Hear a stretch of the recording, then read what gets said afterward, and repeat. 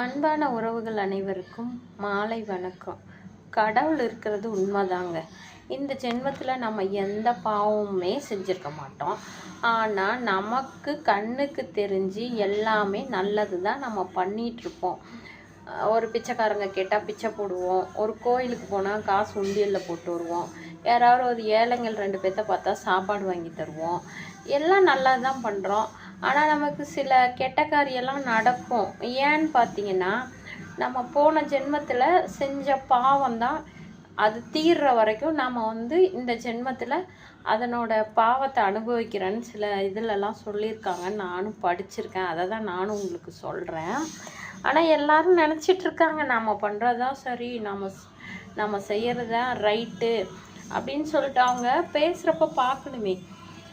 அப்படி பேசுவாங்க, அப்படியே ஜாட மாடையாக கத்தியால் கிழிச்சா கூட அந்த வலிக்காதுங்க. அவங்க பேசுகிற பேச்சு இருக்கு இல்லைங்களா, அது அப்படியே நமக்கு கத்தியால் குத்துனா எவ்வளோ ரத்தம் வருமோ, ரத்தம் வர அளவுக்கு வலிக்குமோ அந்த அளவுக்கு வலிக்குங்க. அந்த மாதிரி பேசுவாங்கங்க அவங்க. இதெல்லாம் சில பேரால் எதிர்த்து கேட்க முடியாது. அவங்கள தான் பேசுகிறாங்கன்னு தெரிஞ்சும் கேட்க முடியாது. ஏன்னா அவங்க அந்த மாதிரி கேரக்டராக கடவுள் அவங்கள படைச்சிட்டார். உடனே நீங்கள் அவங்கள தப்பாக எடை போட்டுறாதீங்க. நம்ம எவ்வளோ தான் குத்துனாலும் எவ்வளோ தான் பேசினாலும் அவங்க நம்மளை தாங்கிக்கிறாங்க பேசுகிறதெல்லாம் அப்படின்னு. நீங்கள் நடத்துகிற ஒவ்வொரு செயலுக்கு பின்னாடி கடவுள் இருக்காருங்க.